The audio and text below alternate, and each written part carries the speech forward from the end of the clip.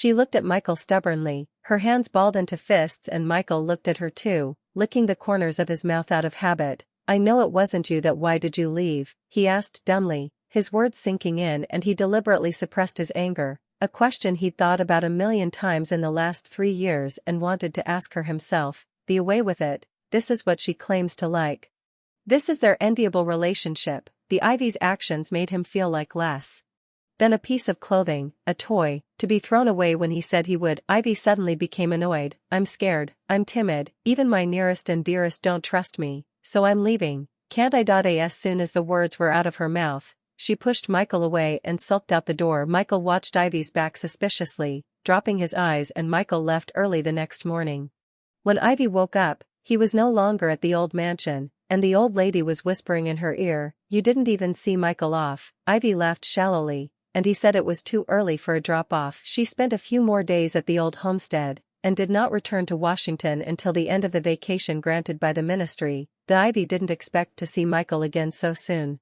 The Foreign Ministry's military training took place at some army unit on the outskirts of Washington, D.C. And a hooting, hollering mass of people were pulled there by buses. The vast majority of the car was filled with newcomers who had only joined the department this year and were eagerly awaiting the diplomatic life, asking Ivy, in a chorus of questions. Ivy's voice was thin and soft as she answered, one by one. It's not far. It's a quick ride. Troop guards routinely question drivers, check their papers and release them. Mian tugged at Ivy. Sister, the soldier brother standing guard is so handsome. Ivy's eyes were clear, looking at the excited Mian, and said, you have never seen a more handsome. The car is parked outside the training ground. The people got out of the car, and a soldier in training uniform led them inside. Many soldiers were training on the training ground, some wearing only military green undershirts, with smooth and strong muscle lines. Mian's eyes darted around the whole way. Ivy had grown up in the compound and was commonplace, and who else could look better than that man? Suddenly, Mian let out a cry of alarm. Her gaze fixed on a certain place that many followed her gaze, only to see a long silhouette coming their way. This is too handsome. Mian can't help grabbing Ivy's hand. Ivy surveyed the figure with reckless abandon, genuinely complimenting. Yes, it was quite good looking. Michael was dressed in his regular clothes, an army green short-sleeved shirt, neatly buttoned, with 2 bars and a star shining on his shoulder. Michael's eyes swept over the crowd, then caught sight of Ivy. She was good, and looked at him with a look of interest, as if she had seen the prey of. Seeing a group of men and women standing loosely on the training field, Michael frowned. And look at you now. Can you become diplomats of our country like this? Michael's mid-sentence reprimand broke through the air, and there was silence all around him for a moment. Jack, Ethan, Oliver, get ready for push-ups. The 3 soldiers who had just brought them here quickly flopped to the ground, and 100 push-ups each. The 3 soldiers counted them up as they did. They were the ones who brought you here just now, but they didn't tell you the rules. That was their dereliction of duty, Michael said, word for word, in front of the astonished crowd. This is a troop, and in a troop, orders are forbidden. There's no such thing as loose talk, you hear me, and I'm not going to tell you the rules. The crowd was shocked to hear that. Speak up. Hear that? I'm Michael, your main instructor for this military training, and will be in full charge of you for this military training. Michael looked at the 3 who had already done their push-ups. Jack, Ethan, and Oliver are your squad leaders, and will be responsible for leading you through your training. When the chief approached Michael to put him in charge of this year's military training at the Ministry of Foreign Affairs, he was a million times more reluctant to do so. And all those non-troops who come to the ministry for military training every year look as if they'd been fooling around. Michael was not pleased, and the chief naturally coerced the Michael, don't you know the army order is forbidden? I'm the main instructor. What I tell you to do you can't not do it. Don't think that if I look after you kid don't take me seriously. This time to military training is which department? That is the Ministry of Foreign Affairs. The Ministry of Foreign Affairs is what? That is a unit without smoke. Is not wearing a uniform of the military. The future is to represent our country to the world. You last went to what country? Not just to go to the embassy to evacuate the overseas Chinese, they also have to go through the war. You can rest assured that this training is never a joke. You take out the posture of the training of your special teams to train the recruits to train. They will be fine. Michael narrowed his eyes in thought and nodded in agreement. That the Ministry of Foreign Affairs does not have many newcomers joining the ministry every year, more than 30, which happened to be divided into 3 shifts, and each of them was assigned a dormitory, and given a morning to organize their housekeeping. Ivy was in the same dormitory as Sumian, Xingyu, and Sophia. Sumi and Xingyu are both from the translation division. Shu Mian is Ivy's schoolmate, Ivy's senior when she was a freshman. Ivy is beautiful and kind-hearted, learning, and good, graduated that year early, was selected by the translation department to cultivate. In the foreign hospital reputation is quite big. The teachers have called for only enrolled freshmen to learn from Ivy. Ivy, Ivy, Ivy, Ivy, Ivy.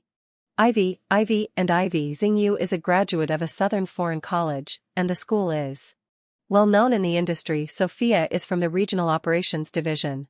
She studied finance before, her English was good, and she got into the ministry with no problem. After packing up, a few girls sat around Ivy's bed and chatted. Only Xingyu didn't talk much. Ivy had noticed on the bus that Xingyu wasn't looking at herself very kindly. Ivy guffawed, whatever.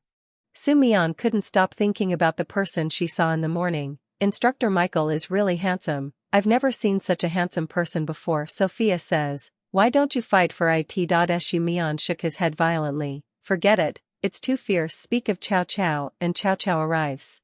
Ivy raised her chin toward the door. No, isn't that the most handsome man standing there? As Sumi said, Michael had changed into his training uniform, was sharp and lean, and was followed by 3 squad leaders, with solemn faces, and Ivy's clear eyes stared straight at him, and smiled brightly at him when her eyes accidentally bumped into his. The Michael dropped his eyes and cleared his throat. May I come in?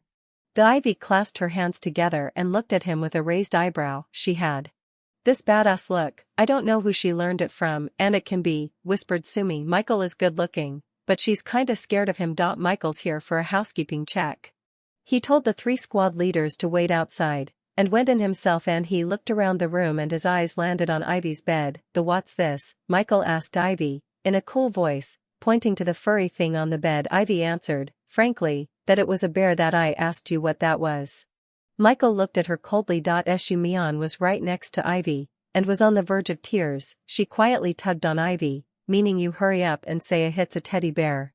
Ivy is usually gentle and soft-spoken at the moment, but she gives the impression of being a prick, baring her teeth with Michael. Michael's face was unperturbed, his long arm reached out and he scooped up the teddy bear in his hand. There shall be no other articles on the bed except bedding, and this, I'll take it away first. The Ivy blinks innocently, I can't sleep without it. Michael glanced at her coldly, giving her a warning look. Faith's known her for over 20 years. And he's never known her to fall asleep with this thing in her arms, trying to cause trouble. Michael's hands were so big that he covered the entire head of the teddy bear with one hand, and the teddy bear was being carried by his head, leaving only its body swaying in midair. The Ivy thought for a moment, and opened a smile towards him. Yes. You keep it for me first, I'll come to you after the military training. The warm tone of voice was so much more than a whisper of I am not afraid to die. Michael didn't answer Ivy and looked at her bed again, and the quilt should be folded into tofu blocks. Ivy spreads her hands in a helpless look that won't. Michael gave her a deep look, set the bear in his hand casually down on the table, bent down and pulled her folded quilt over, spreading. I'll demonstrate at once. If you can't learn it before lunch starts, you don't have to go to the cafeteria. As soon as the words fell, the other 3 girls in the dormitory all came together. He folded the quilt over on one side, pinched one side of the quilt between his thumb and forefinger, and folded right-angled lines. Faith's a good-looking guy, and he's even better looking when he's focused and meticulous when he's folding a quilt. From Ivy's angle, she could just make out the way Michael's jawline was taut and his thin lips were pursed tightly, and such a silhouette, which had appeared in her dreams a million times over the past 3 years. Got it. Michael rose abruptly to his feet, his eyes sweeping over several people before finally landing on Ivy. The Ivy froze, and subconsciously blurted out, get this, her bed is squared off with green tofu cubes. Michael snorted softly, who taught you to talk to the chief like that? He turned and took the teddy bear on the table, and walked out the door with his steps, and behind him came Ivy's soft voice, reporting to the chief. Got it, the passing Jack. Michael ordered him, Jack, to stay here and teach them. Chapter 3, The Girl. As soon as Michael left, Sumian could breathe a sigh of relief. Why is Instructor Michael so strict? Ivy wouldn't want anyone to get the wrong idea about Michael, and as the army rules go, he's just doing what he's told. But what if you can't sleep without your bear? Ivy laughed and kept quiet. The bear was given to her by Olivia before she came here, and Olivia said that the bear represented herself and would be with her through these 2 rough and tumble months. The military training was quite long, and Ivy had been worried that she would be bored, but the moment she met Michael, she felt that she shouldn't have a boring couple of months.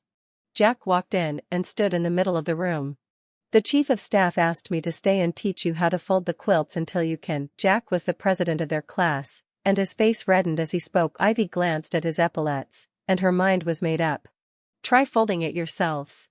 Ask me if you don't know any of the steps. Several men, not daring to be slow, returned to their respective beds and bent over to fold. The Ivy was slow, in no hurry at all, and chattering to Jack as she folded the Captain. Jack, you're under the tutelage of Instructor Michael, aren't you? Jack hadn't expected Ivy to take the initiative to talk to him, and even though one of Ivy's eyes was on the covers, he blushed. And when I came to the army, the chief of staff was no longer leading the troops. Jack scratched his head, but the chief of staff said that if I did well, he'd let me into the Special Forces Brigade. Ivy's saying that it's up to Mr. Michael whether he gets in or not. The chief of staff is the leader of our Special Assault Brigade. The chief of staff is great. Every time we go on a mission. Jack, as if he had suddenly thought of something, ceased to speak further. Ivy looked up just in time to see Jack's tearful expression, and the chief of staff also said, let him not say everything to others. After all, the troops this place, or involved a lot of confidentiality. Ivy waved. Class president, can you see how I folded it? Jack trotted over, took a serious look at it, gave it a thumbs up. It was exceptionally good. It was no match for the one the chief of staff had folded, but it was better than it had been when he had first enlisted in the army. The Ivy remembered that once upon a time when she and Michael were together, she pestered him to show her how to fold a quilt into blocks of tofu, and he spoiled her by turning around and pulling out a military quilt and starting to fold it, and she watched and watched as her hands got itchy, and she pestered him to teach her. Again, she wasn't a good student. He taught her several times back and forth, and she folded it all crumpled up, and he wasn't a good teacher. He didn't scold her for folding it so poorly, and he would even kiss her soft, flawless face, and he was a good teacher. Ivy really learned how to fold tofu blocks when she was stationed abroad. Thinking about Michael's days, she just remembered over and over again what he'd taught her to look like back then, folding, over and over again. That was the first time she knew that missing someone could go to such a bone-piercing extent, and it was by her own choice, half a world away, unable to go back, unable to see. The Sojetsu was the second to fold, and Jack went over to see that it was a pass. Ivy pulled a small zigzag and sat on the side of Su Mion's bed to guide her, and from time to time she looked at Sophia's side of the situation. Only Xingyu stood alone on the side of the bed, coldly looking at the other people, and did not know what to think. The Su Mion couldn't fold it very well, so she had to ask Jack to come over and teach her. The two were close to each other when they were folding the quilt. Su Mion's face was red through and through. Jack was no better. His face was red through and through, as if on fire, and his hands were not working well. He felt like shivering. The Ivy volunteered to move the pony pad a little farther away. Jack, squad leader, how old are you? She's trying to help ease Jack's embarrassment and tension. I'll be 21 next month. How long have you been in the army? Over a year. Ivy was thinking, that's soon to be discharged from the army. I don't want to be discharged. Jack's pissed off chatting with Ivy. Jack was slowly getting less nervous and his hands weren't shaking, so he could finally give a good demonstration to Swayman. Yeah, you were saying you wanted to go to Special Forces. What do they do in Special Forces? Jack thought about it. Narcotics, counterterrorism. Ivy's eyes set off a slight ripple. All very dangerous. Why do you prefer to go to the Jack hemmed and hawed twice? The chief of staff said it's a soldier's duty to protect his family and his country. Ivy arches her eyebrow. You listen to everything he says.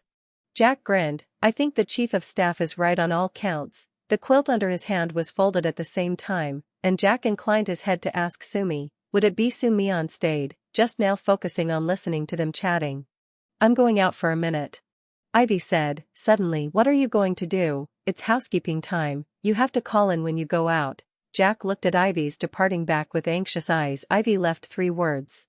Go to the bathroom. The floor on which they lived had been set aside for the personnel of the Foreign Office to come for military training, and Michael was the only person in the long corridor. That he was at the end of the corridor, half leaning against the wall, the bear of Ivy's in his hand, his head bowed, wondering what he was thinking of. Ivy was halfway across the hallway, almost at Michael's. When Michael looked up abruptly and Ivy smiled. "I came to use the restroom," Michael grunted softly and went the other way, being exposed as a lie. Ivy wasn't embarrassed. "Well, I actually came to see you." Michael's so free, he doesn't even go check on housekeeping, and when she arrived, she saw two squad leaders in another room, but they were not idle, carefully explaining the requirements of housekeeping. Michael stared at Ivy for a moment. No. The men under him were too capable. Ivy moved forward on tiptoe, her glistening white face almost to his jaws, and Michael lowered his eyes and could see a small amount of downy hair on Ivy's face in the sunlight, and surprisingly, he thought it was kind of cute. "You're very capable, too, I think," and Ivy's voice was soft, light as a gust of wind in his ear, but the words she spoke were so provocative that they disturbed his mind. He was composed, licking the corners of his mouth absently, talking as if you'd tried to try. Then the afternoon's training began with a military stand. Jack first gave the crowd a lecture on the essentials of standing in the military position, and at the word of command a class of the afternoon sun is the strongest time of the day. A group of girls wearing training uniforms and hats just standing under the sun. Ivy's brain was sunburned, and there was a flash of blackness before her eyes. "I do not know how long I stood." Finally heard Jack shouted a good thing. You bent over with his hands on his knees and began to gasp for air. All Jack said was for them to wipe off their sweat, straighten their coats and hats, and take a 5-minute break.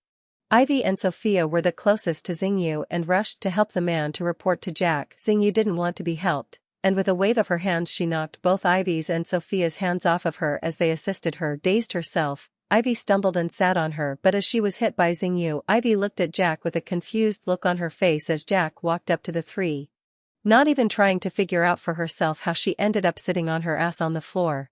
Jack asks what's going on.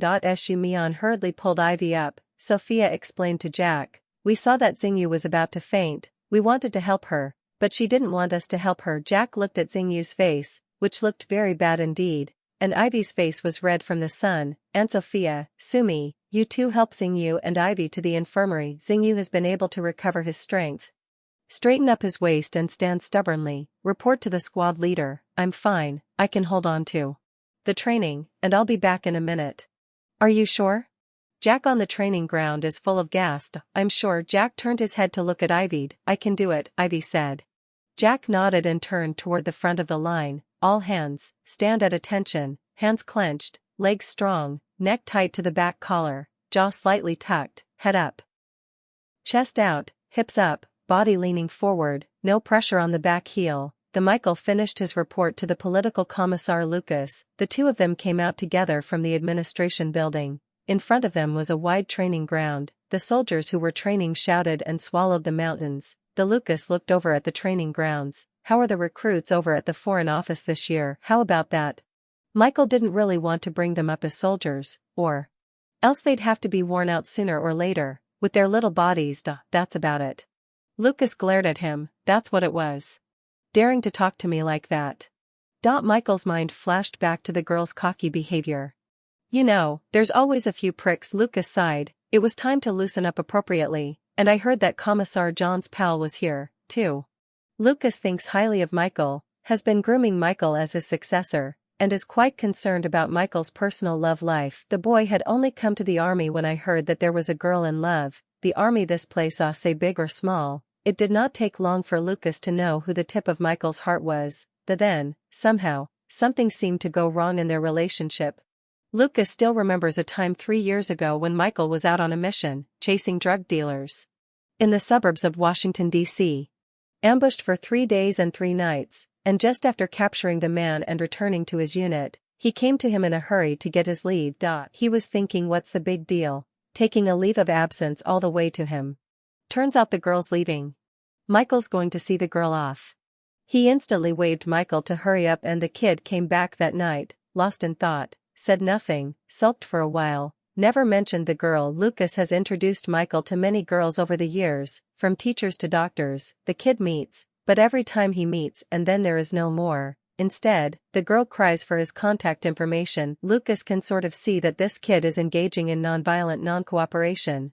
Looking at the people who will be 30 years old, not even a Girlfriend, I heard that General Michael was also anxious. The granddaughter of their old comrades are introduced to their grandson. This kid had dinner with a girl a couple of times, and everyone thought he was getting the hang of it, but who knows, it didn't happen again. Michael nodded faintly. Michael's temperament, Lucas felt it through, and by the look on his face, he hadn't forgotten the girl at all. Lucas raised his hand and patted Michael's shoulder. Didn't forget about the other girl, so boldly chase back. Don't be too late to regret when the other girl has a master. Michael narrowed his eyes, amused by the worrywart old man. How do you know she doesn't have a master? Lucas is blowing his beard and eyes out. He's really got it. Well, why don't you kids change it? Michael gave a standard military salute, had business to attend to, and went on his way. At the end of the afternoon's training, a group of people dragged their tired bodies towards the cafeteria, which was full of people in training uniforms. Sophia teased Su-Mian, they're all soldiers, don't look at them. Su-Mian shook her head, not looking at it anymore, it's exhausting. Ivy looked at the bustling crowd, her eyes suddenly lit up. I'm going to sit over at Michael's. Are you guys going to? Sumi shook her head, not going. Sophia's not going either. Okay, I'll go by myself then. Ivy headed for Michael's table, and when she got there, set her bowl of food down across from him. Michael looked up to see Ivy looking at him with a big smile on her face. There's no rule that says you can't eat at the same table as an instructor. Make yourself at home. Michael lowers his head and goes to eat. Ivy nonchalantly took a seat across from him, drew a pair of chopsticks and held them in her hand to look at him. Michael ate quickly, the kind of quickly that makes you look appetizing, not at all rudely. Ivy thought to herself, I guess it's just that good-looking people look good at everything they do. Ivy chewed her meal slowly, and Michael ate it well, holding his arms as he watched the man across from him swallow a little like a cat, and somehow, he just didn't want to leave. There's still most of the rice in the bowl. Ivy looked up and asked in surprise. Michael's not busy, he's not going to leave when the rice is finished. Michael's brow peaked and he looked at her morosely. And can't you eat properly? Ivy flicked her chopsticks to the edge of her bowl. I'm done eating, let's go together. Ivy's appetite, Michael always knew, liked to eat, but not eat much. Every time, no matter what to eat is like a cat, just a few bites. Not her love of beauty, to lose weight through dieting, but really small appetite. But this girl is also strange. Thin but not thin, the body should have meat at all. Tall, Miso grew to almost 1.7 m. Michael's upset. Who got supped to the ground this afternoon? Ivy was short of breath, thinking how fast news travels. It's only been a couple of hours and Michael knows about it. If you don't eat properly, you'll be supped tomorrow. Michael copied his hat and left with his bowl, and Ivy picked up her bowl and chased after him. When he got to the place where the bowls were being recycled, Michael set them down without looking at them, and Ivy set them down inside, and faintly heard the cook's voice, and it was too much of a waste. The two exited the cafeteria, one after the other, Michael striding and Ivy not stopping. Michael's legs were long, and his strides were so big that Ivy had to step so fast to keep up with him. Andy don't know where Michael was going, but there were fewer people around. Ivy jogged a few steps in front of Michael and blocked his way. Michael, you're going too fast, can you take care of me? Care. Ivy nods. At's. Attention. Turn back. Ivy glares. Michael looked at her frankly. What? Insubordination. Occasionally someone passes by and surveys them with curiosity. Ivy remembered that she was in the army and had come for military training, so huffing and puffing, she turned backward as instructed. He asked if he saw the training ground. Saw that. Your class monitor taught you to talk like that. Reporting for duty, sir. Michael rubbed one hand against his jaw and lifted the other to check the time. Special care for you. Meet in the middle of the training field at 6:30 and run 5 laps. There were still training subjects for the evening, and Jack informed the men to meet at the training ground at 7 o'clock in the evening. Ivy got to the training ground half an hour before the others. When she was leaving, Su-Mian and Sophia looked at her with regret. And Su-Mian even muttered in a low voice, Sister. Who are you messing with? But Michael, Ivy grinned at Su-Mian, having no choice but to mess with him. And Su-Mian was dumbfounded, and the wide sky was endless, and the setting sun dyed the sky a fiery red color. Ivy saw Michael's tall back standing between heaven and earth from a distance, the light and shadow, light and dark. He was right there between the light and dark, his back ever so straight. Ivy curled her lip and walked over to him without haste, and she had just walked up to Michael when he raised the watch he wore on the top of his left wrist and said, in a deep voice, 3 minutes late, plus 3 laps. The Ivy pursed her lips and looked at him fixedly. The two men's eyes met. Michael gets it. The girl's in a mood. There's a problem. No. Ivy dropped her eyes, her eyelashes fluttering with a bit of condescension, and then start running. Ivy gave Michael a deep, sullen look and ran out of the room. He waited. Michael watched the lean, tall figure run farther and farther away. Once upon a time Ivy ran, mostly to cope with the physical education class in school. Running 800 meters would be enough. Michael came up and let her run 8 laps, more than 3 kilometers. It was kind of hard for her. 1 lap, 2 laps. Michael watched Ivy run past him again and again, her face flushed and breathing heavily, and he wanted to tell her to stop, but she didn't even look at him without looking at him, and ran forward, one at a time, and Michael sort of realized that she was betting on her anger. His eyes followed Ivy as she moved around the training ground, and he felt his heart twitch whenever she ran a little slower or bent over. And he raised his hand and rubbed his chin, unable to tell what it was like to be. Finally, Ivy finished the 8 laps, stood in front of him and said with a heavy breath, reporting to the instructor, "I'm done," and as she spoke, her face was as red as the evening sun in the sky, and her eyes were radiant with so much defiant energy, that Michael rubbed his nose and nodded again, not to say those words again. Ivy crosses her arms.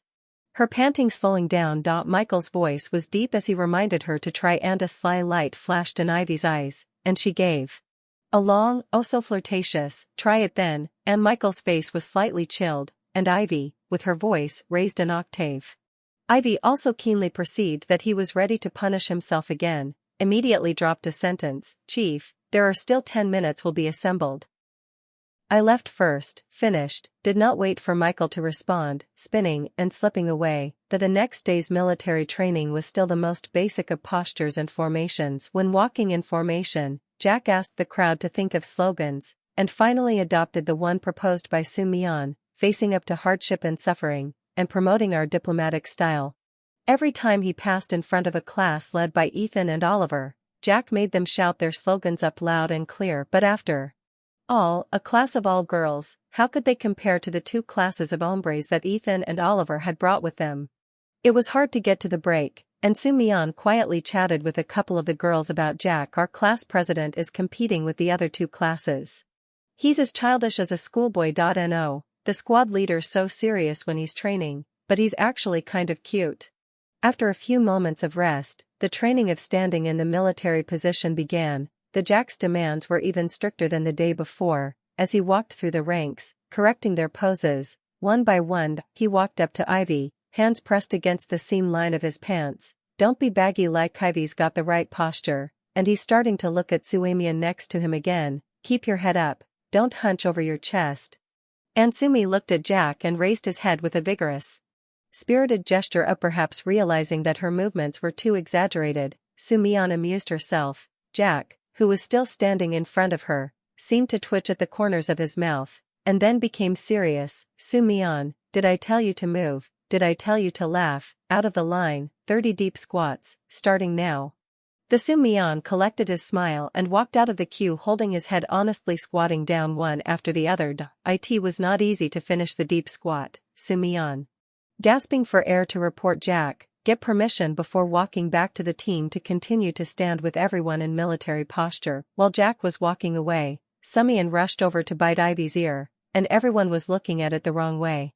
Class President Jack wasn't cute at all. Ivy chest up, eyes forward, not in sleep words, only lips if there is a smirk betrayed her. Halfway through practice Michael came in, dressed in his drill uniform, and stood with his arms folded outside a couple of the squad lines, watching. Ivy's eyes couldn't help but flick up to his face. He wasn't looking at them like they were a bunch of soldiers, more like a bunch of little kids who were still giggling and playing with each other. Ivy knew that Michael would be a lot harsher than that if he were leading soldiers. Hot-blooded and loyal. Talk about a guy like him. The 2 classes Ethan and Oliver were leading were shouting their slogans louder, and the girls in Jack's class were acting noticeably more enthusiastic. Yesterday Michael just showed his face in front of the crowd. The girls' night to the dormitory to talk about the topic of 7 or 8 are related to him. This person with magic, like, from childhood to the age of this, Ivy has long been strange. Ivy. I'm not surprised. Michael was fresh off the Special Forces Brigade Training Ground, having watched a group of the best picked from the soldiers train for parachute drops a few minutes before, and now he was watching the newcomers from the Foreign Office walk their formation askew. Michael's eyebrows wrinkled slightly. Lucas had really given him a tough task. He looked at Ivy. The Team Ivy's performance in the queue is mediocre. Other people walk. She also followed. Jack let straighten the waist. She also did the same to straighten the waist, kinda obedient. Not at all like in front of him to make a demon look. He was thinking on this side that Ivy wasn't going to make a mess of things. When somehow over there, Ivy lunged forward, right on top of the girl in front of her. Michael subconsciously dodged, reaching Ivy almost simultaneously with Jack, and Jack would have been at the front of the group, and Michael was a long way apart, not too fast. Ivy was half bent over, one hand protecting her ankle, and looked pained. Without waiting for Jack to say anything, Michael asked first, spraining his foot. His voice is clear, and because the other party is Ivy, the clear voice and unconsciously more soft, the cue from Ivy close to the girl heard, cannot help but a few more points of envy. The Ivy looked up at Michael, her eyes watering, and pursed her lips gently, suppressing the pain as Michael sat down, and Ivy looked at the concrete floor and hesitated for a moment before sitting down on the floor with Suamian's help. Michael followed suit, crouching down, his broad palms landing on Ivy's ankles. He pulled her camouflage pants up a little, and slipped her socks down, his palm on her ankle bone, a penetrating, fiery heat. That does it hurt? It hurts a little, but not that much. Ivy thought for a moment, nodded, and Michael changed places and pressed again. Asked again. It didn't seem to hurt that much, and Ivy nodded anyway. As her mind wandered, Michael's hand went up a little, and pressed again. The Ivy's eyes are still hurting. Michael had a cold face, and it hurt. It hurts. Michael looked all around Ivy's ankle in great detail and said in a deep, serious voice, Ivy, it still hurts. He looked as if he was angry, and Ivy was a little taken aback, nodding her head in a blindfolded way that was a little sore. That Ivy, who stood up abruptly, and looked down at her with a condescending how many missions he had been on, and how many injuries he had received in the field with his comrades. And how he knew such sprains almost to the point of. Ivy pursed her lips and whispered that it did hurt a while ago, but not so much now. Michael knew she'd really twisted her foot, but it wasn't that bad, and he was relieved yet a little inexplicably angry, standing up and walking around to see if he could still keep up with the training. As angry as he was, he couldn't have been more naturally inclined to put his hand over her small arm. To support Ivy stood up with Michael's strength and tried to take a step without feeling different, which led to a few more steps forward. The pain is gone. Walking is unaffected. Ivy lowered her eyes and looked at the flat concrete floor, a little weak inside. She wore her training cap, the brim of which covered most of her face, and hung her head slightly, deliberately avoiding Michael's gaze. Ivy, there was no emotion in Michael's voice. Ivy, Michael's voice is louder. Ivy had a jolt to stand at attention. Stand at attention. Ivy snapped her head around, looked at Michael, and said nothing, walking out with her chest puffed out. Michael showed her a place. Right here. 1 hour. A class of people looked at Ivy with sympathy in their eyes. Michael found a spot with no shade, as much sun as he wanted. The 3 classes of the Ministry of Foreign Affairs can see Ivy, whether walking in formation or standing in the military position. It's almost like using her as a chicken to make an example of her. Ivy wouldn't believe me if I said Michael didn't do it on purpose. Luckily, Ivy was thick-skinned enough to stand in military posture without any distractions in the sun. Regardless of other people's gazes, she stood, and so did Michael, just diagonally across from her. Without a word, without a smile, Ivy's eyes moved upward, landing on Michael's face, and just looked at him like that. Anyway, his co-workers were shouting slogans and walking in formation. How could they have time to stare at their side? And he carelessly let her look at them. There was something gangly about that look, the way it made it clear she knew she couldn't move, and looked as she pleased. Ivy just looked at Michael, and then at the mountains and clouds in the distance, and then a little closer at the military training formation, the occasional soldier running 3 kilometers passing by, biceps bulging with. Michael's eyes weren't right anymore. Looking at her with a biting look of Ivy quirked her lips and pulled her gaze back, motionless in her military stance. Michael raised his hand and looked at his watch. It was exactly 1 hour. He lowered his hand and returned to his team, and after training in the afternoon, Jack dismissed the crowd. Ivy saw the moment and took advantage of the crowd's dispersal to surge forward and move to Jack's side. Jack squad leader, go to the cafeteria. The others scattered after the dissolution of the others, just Ivy always looking for Jack to talk to. A few days down the road, Jack privately and Ivy talked to Ivy, a mouthful of Ivy's sister. The Jack was straight, and when someone else took the initiative to talk to him, he was almost unreservedly and unapologetically honest about anything that wasn't classified. How did you feel about marching this afternoon?